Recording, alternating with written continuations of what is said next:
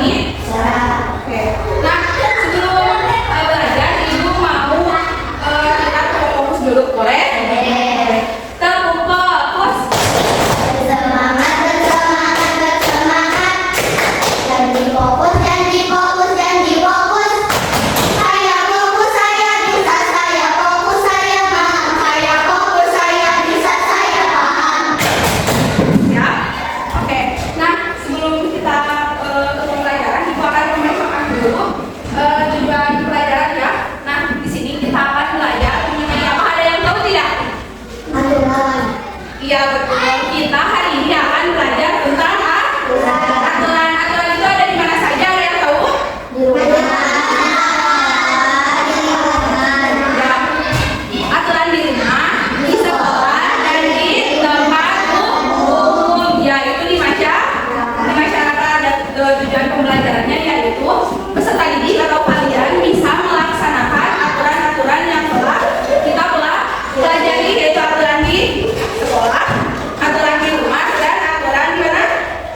Di lingkungan atau di tempat umum. Di tempat umum. Siapa di sini yang suka mematuhi peraturan? Cuk, siapa yang suka mematuhi peraturan? Nah, kita semuanya suka mematuhi peraturan. Apakah kalian pernah melanggar peraturan? Kira-kira kalian pernah tidak melanggar peraturan? Baik itu peraturan di rumah, di sekolah, atau di tempat umum. Pernah tidak kalian melanggar?